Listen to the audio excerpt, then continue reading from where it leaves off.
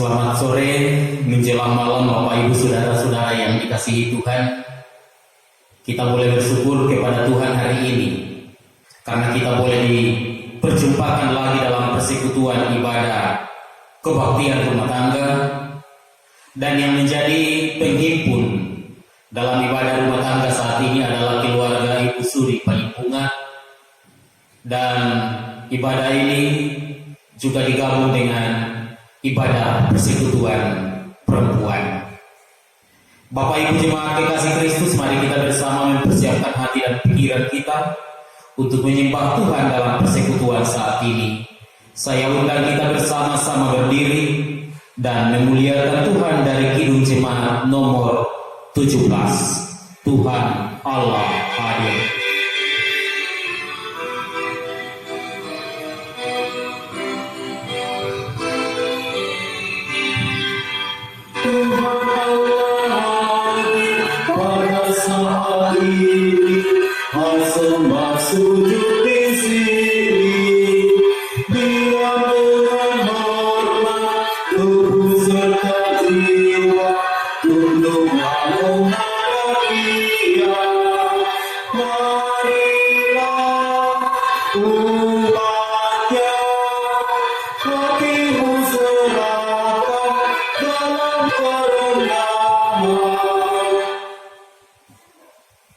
Pertolongan kepada kita dalam ibadah kebaktian rumah tangga digabung dengan persekutuan perempuan saat ini adalah jadi di dalam kehendak kasih Allah.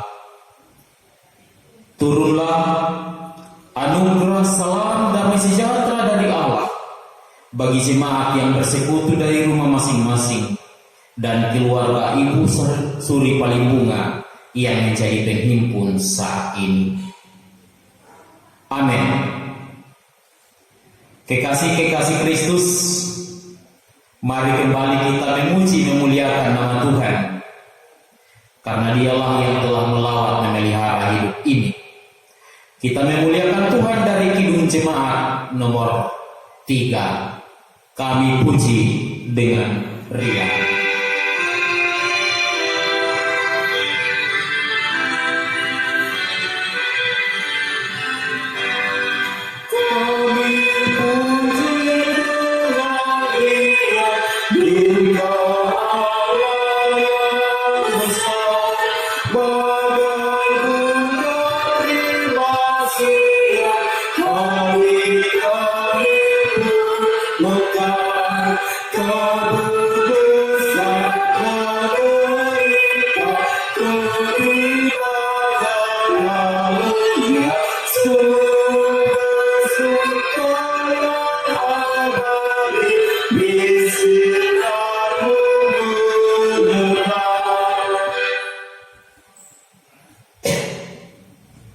Kekasih-kekasih Kristus, kita akan membaca dan merenungkan firman Tuhan. Karena itu mari terlebih dahulu kita satu di dalam doa. Kita berdoa. Terima kasih ya Tuhan Yesus akan segala kasih dan pemeliharaan, sehingga hari ini kami boleh bersekutu lagi di dalam Dikau lewat kebaktian rumah tangga digabung persekutuan perempuan. Dan terima kasih untuk keluarga Ibu Suri Palimpunga yang telah menghimpunkan kami saat ini.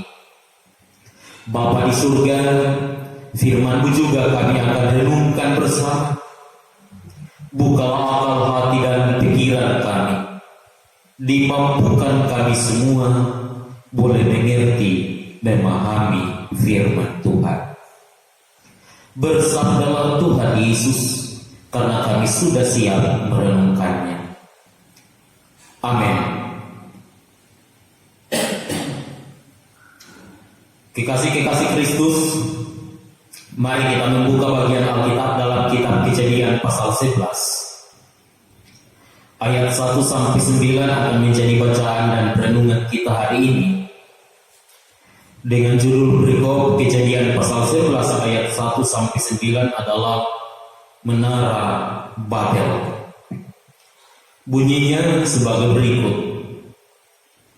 Adapun seluruh bumi satu bahasanya dan satu logatnya. Maka berangkatlah mereka ke sebelah timur dan menjumpai tanah datar di tanah Sinear. Lalu menetaplah mereka di sana. Mereka berkata seorang kepada yang lain, marilah kita membuat batu bata dan membakarnya baik-baik. Lalu bata itulah dipakai mereka sebagai batu, dan itulah dipakai mereka sebagai batu dan tergala-gala sebagai tanah liat. Juga kata mereka, marilah kita dirikan bagi kita sebuah kota dan sebuah menara yang puncaknya sampai ke langit, dan marilah kita cari nama supaya kita jangan terserak ke seluruh bumi. Lalu turunlah Tuhan untuk melihat kota dan menara yang didirikan oleh anak-anak manusia itu. Dan ia berfirman, mereka ini satu bangsa dengan satu bahasa untuk semuanya. Ini barulah permulaan usaha mereka. Mulai dari sekarang apapun juga yang mereka rencanakan, tidak ada yang tidak akan dapat terlaksana. Baiklah kita turun mengacau balaukan di sana bahasa mereka, sehingga mereka tidak mengerti lagi bahasa masing-masing. Demikianlah mereka diserahkan Tuhan dari situ ke seluruh bumi, dan mereka berhenti mendirikan kota itu. Itulah sebabnya sampai sekarang nama kota itu disebut Babel, karena disitulah dikacau balaukan Tuhan bahasa seluruh bumi, dan dari situlah mereka diserahkan Tuhan ke seluruh bumi. Amin. Saudara-saudara, dimanapun saudara berada, yang mengikuti ibadah ini baik dari rumah atau di mana saja, termasuk keluarga Ibu Suri Palimbungan yang telah menjadi penghibur, selamat sore menjelang malam, salam sukacita bagi kita semua di dalam Kristus Yesus. Saudara, kita semua tahu bahwa salah satu faktor kegagalan yang seringkali ada dalam pembangunan, misalnya pembangunan gedung gereja, adalah salah satu faktor kegagalannya faktor komunikasi atau bahasa yang tidak bisa saling mengerti dan tidak bisa saling memahami satu dengan yang lain. Apalagi kalau dialeknya berbeda dan masing-masing berkomunikasi, berbicara dengan menggunakan bahasa daerah yang tidak bisa dimengerti oleh orang lain. Saudara-saudara yang dikasihi Kristus Yesus, itu berarti bahwa komunikasi bahasa saling mengerti dan saling memahami adalah sesuatu yang sangat penting dalam hidup bersama untuk menggapai sebuah tujuan bersama. Dan ketika itu tidak terjadi, maka apa yang ingin dicapai bersama-sama sesuatu yang sangat tidak mungkin untuk boleh berhasil. Berbicara tentang kegagalan karena faktor bahasa untuk sebuah pembangunan, maka itulah yang terjadi dalam kisah bacaan kita hari ini, pembangunan Menara Babel, di mana awalnya Alkitab memberi kesaksian bahwa ternyata bahasa manusia, logat manusia pada awalnya sama dalam kitab Kejadian 11 bacaan kita. Satu, semua sama. Dan tentu ini sebuah modal dalam pembangunan bersama. Karena dengan satu bahasa, satu logat, mereka tentunya akan sangat mudah berkomunikasi satu dengan yang lain. Dan bacaan kita mengatakan bahwa ketika mereka tiba di tanah datar di wilayah tanah Sinear, mereka kemudian berencana bersama untuk membangun sebuah menara. Mereka membuat batu bata dan ter sebagai lem perekat atau semen. Bapak Ibu Saudara yang dikasihi Tuhan, ini berarti bahwa ternyata pada saat itu manusia yang ada sudah mulai canggih, sudah mulai berpikir dengan bagus. Bayangkan batu bata mereka bisa buat, dan mereka bisa membangun menara yang tinggi dengan menggunakan ter. Itu berarti bahwa mereka sudah mulai canggih, sudah berpikir kreatif. Hendak membangun menara, mereka berkata, marilah kita dirikan sebuah kota dengan sebuah menara yang puncaknya sampai ke langit. Ayat 4. Mengapa membangun menara dan puncaknya sampai ke langit? Bacaan kita Ibu Bapak tidak terlepas dari konteks pasal sebelumnya, bahwa ternyata mereka yang kemudian hendak membangun menara Babel itu masih trauma dengan kasus wabah atau musibah air bah. Mereka masih trauma. Dan Ibu Bapak, menurut salah seorang penafsir, peristiwa antara air bah dengan pembangunan menara Babel itu jaraknya kurang lebih 1000 tahun. Jadi 1000 tahun sesudah menara Babel kemudian direncanakan untuk dibuat. 1000 tahun ini bukan waktu yang singkat, cukup lama. Tetapi mereka masih trauma dengan wabah, musibah air bah tersebut. Bapak Ibu Saudara yang dikasihi Tuhan, mereka satu bahasa, satu logat, berencana membangun menara sampai di langit. Tujuannya apa? Pertama tadi tidak lepas dari rasa trauma masa lalu. Ini menarik karena mereka hanya fokus kepada kehidupan masa lalu, trauma mereka. Mereka tidak mau mencari jawaban dulu apa yang menjadi penyebab.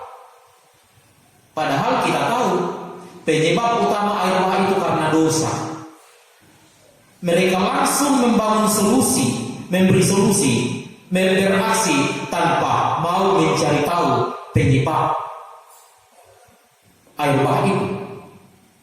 Ini juga selalu memberi indikasi kalau ada sesuatu, mari kita cari tahu dulu apa penyebabnya.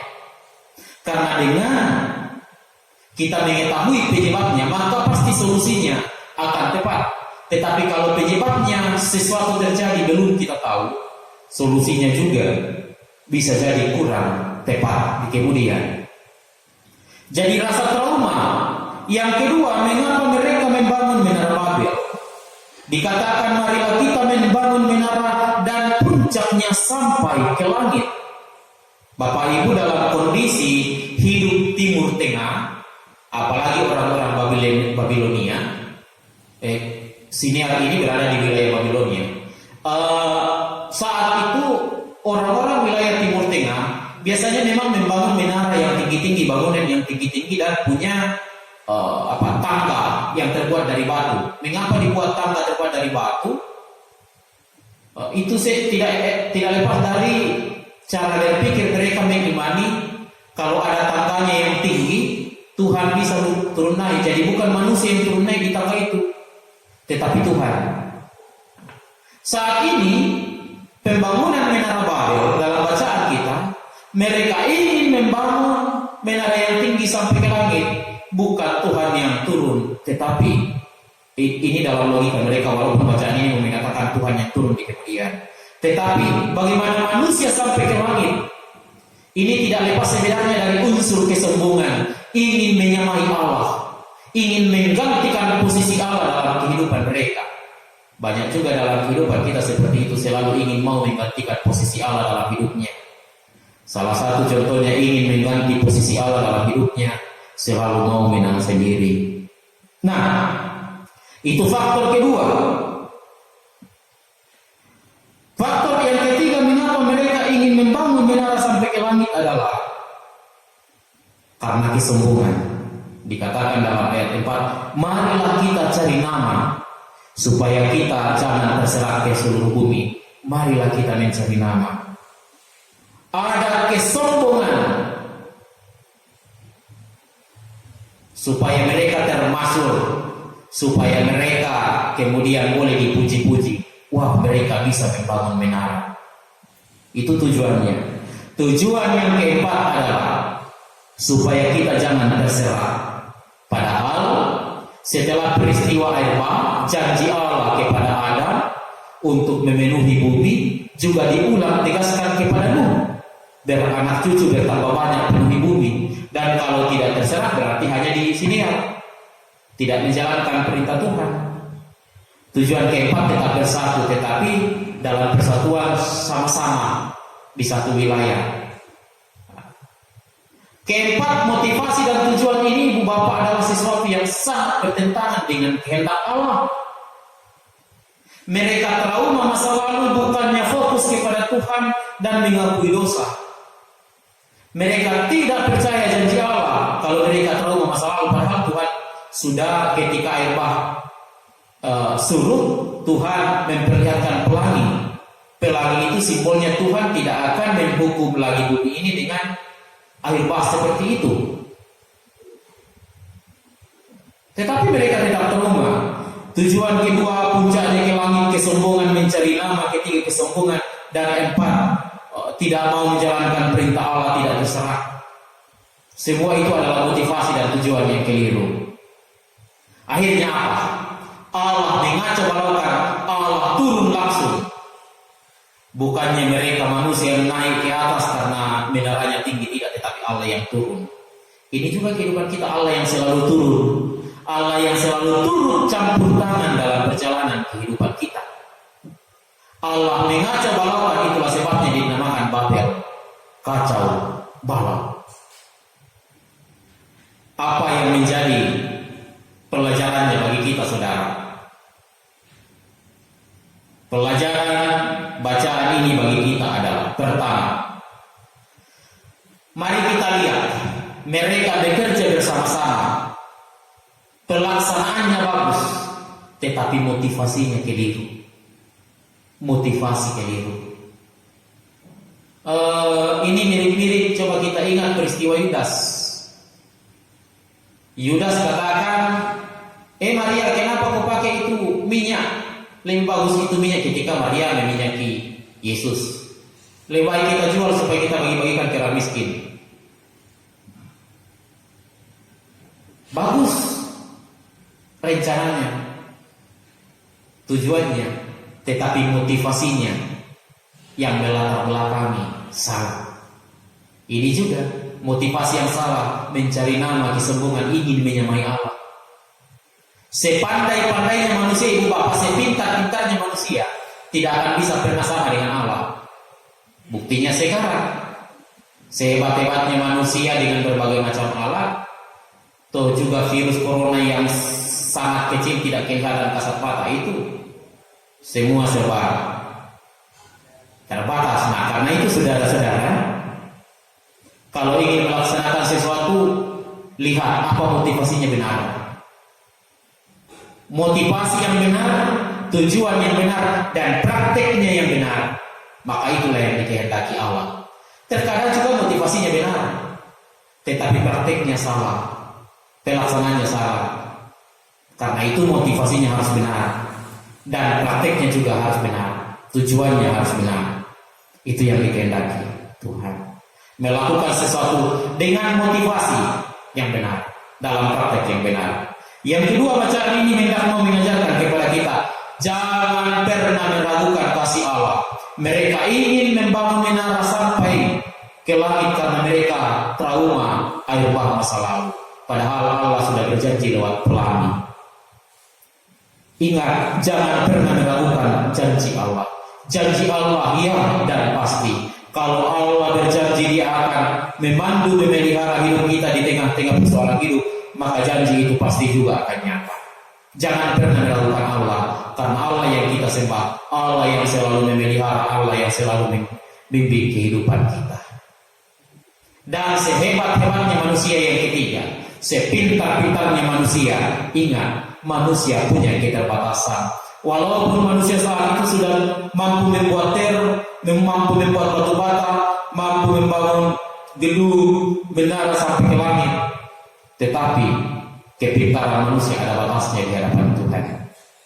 Karena itu, jangan pernah mengandalkan apapun di dunia ini selain mengandalkan Tuhan yang selalu memelihara saya dan kita semua. Tuhan Yesus memberkati. Amin. Kekasih Kristus, kita semua bersyukur karena kasih setia Allah lewat firman-Nya selalu hadir dalam kehidupan kita. Allah akan selalu memandu hidup ini. Karena itu mari bersama-sama kita merespon firman Tuhan sambil menyatakan syukur dan sukacita kita kepada Allah. Merespon firman Tuhan dalam sukacita, kita membuka Kidung Jemaat 425 berkumandang suara dari seberang.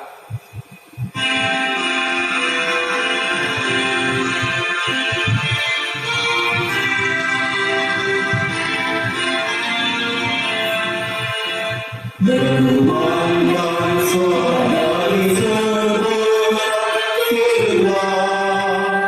Sayamu bagi walau bersama kirilah sayamu, kirilah berkati diri mereka yang bergerak, kirilah berkati diri mereka yang tergerak.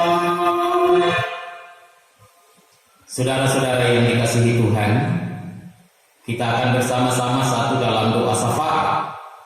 Dan dalam doa syafaat ini ada beberapa hal yang kita akan doakan. Yang pertama, tentunya mendoakan keluarga Ibu Sophia Suri Palibunga dalam kehidupan mereka. Kita mendoakan Ibu Kekasih Ibu Suri untuk pemulihan kesehatannya ketika beliau baru saja keluar dari rumah sakit karena sakit penyakit. Kita akan berdoa buat saudara kekasih kita, rencana pernikahan Monica yang sempat tertunda. Kita berdoa semua akan berjalan baik ke depan, pekerjaannya dalam kehidupan tentunya. Mari saudara kekasih-kekasih Kristus, kita satu dalam doa. Kita berdoa. Terima kasih Tuhan Yesus akan segala kasih-Mu sehingga hari ini kami boleh beribadah.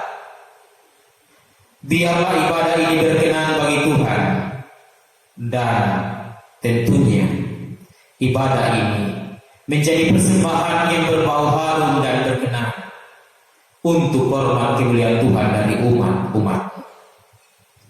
Bapa di surga, kami mau berdoa buat saudara kami yang telah menjadi keluarga penghimpun, keluarga Ibu Suri MT Palibunga. Berkati dia Bapa, peliharakan dia bersama dengan anak kekasih Monica, sehingga hidup dan kehidupannya Bapa akan selalu penuh dengan damai sejahtera Allah meskipun kami ada dalam pandemi dunia karena COVID-19. Tetapi keluarga Ibu Suri Palibunga akan tetap bersukacita karena Tuhan Yesus memelihara mereka. Terima kasih Ibu Suri Palibunga boleh keluar dari rumah sakit, dan mamanya Monica akan tetap dipulihkan Tuhan, dikuatkan Tuhan, dikaruniai kesehatan di dalam masa tuanya. Mamanya Monica akan tetap bersukacita di dalam Tuhan dan hidupnya penuh dengan kekuatan kesehatan. Biarlah apa yang mereka butuhkan selalu Tuhan cukupkan, sehingga mamanya Monica tidak akan pernah berkekurangan bersama Monica menjalani hidup. Tuhan memberkatinya. Tentu mereka juga tiada lepas dari persoalan-persoalan hidup, karena itu ya Allah, nyatakanlah bagi mereka hikmat kebijaksanaan sehingga setiap persoalan hidup selalu kuat telah mereka menjalaninya, dan Tuhan selalu memberikan jalan terbaik, termasuk Bapak. Rencana pernikahan anak kekasih Monica yang tertunda akibat wabah COVID-19. Tuhan Yesus, kami berdoa, nyatakan yang terbaik bagi segenap keluarga, sehingga kelak di kemudian hari pernikahan yang tertunda ini akan boleh terwujud terlaksana. Rencana-rencana Tuhan berkati, persiapkan Monica dan calon suami. Mereka akan sungguh dipersiapkan di dalam nama Tuhan. Dan saat ini ketika Monica ada dalam pekerjaan, Tuhan berkati, ia akan selalu bersuka cita, sukses dan berhasil di dalam nama Tuhan. Di masa mudanya ia bersuka cita dalam Tuhan. Berkati anggota keluarga Mama Monica, berkati saudara-saudara anak-anak mereka, hidup mereka juga dalam keluarga besar ada dalam damai sejahtera. Bapa di surga, berkati Mama Monica dan segenap keluarga, keluar masuknya di rumah mereka, hidup mereka dijamin di dalam Tuhan. Berkati persembahan syukur, berkati jemaat-Mu, berkati bangsa dan negara kami, berhikmat kami dan bijaksana kami menjalani hidup di tengah-tengah kami terus berjuang melawan wabah virus corona. Ampuni salah dosa kami Tuhan, dan terima kami bersama di dalam Yesus yang sudah mengajar doa Bapa kami demikian. Bapa kami di surga, dikuduskan nama-Mu, datanglah kerajaan-Mu, jadilah kehendak-Mu di bumi seperti di surga. Berikanlah kami hari ini makanan kami yang secukupnya, dan ampuni kami akan kesalahan kami, seperti kami juga mengampuni orang yang bersalah kepada kami. Jangan membawa kami ke dalam pencobaan, tetapi lepaskan kami dari yang jahat, karena Engkau yang punya kerajaan dan kuasa dan kemuliaan sampai selama-lamanya. Amin. Kekasih-kekasih Kristus, mari kembali saya undang kita berdiri untuk bersama-sama menerima berkat Tuhan, dan kita menyatakan hormat kita kepada Tuhan lewat Kidung Jemaat 410. Tenanglah ini hati.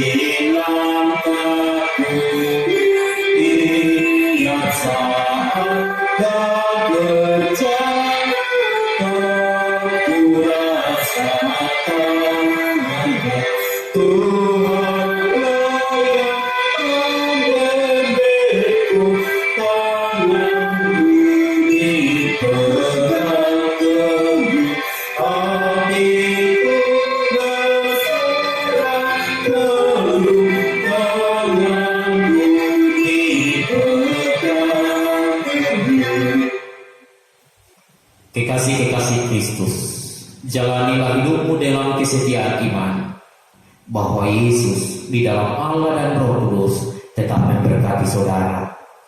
Arahkan hatimu dan terimalah berkatnya.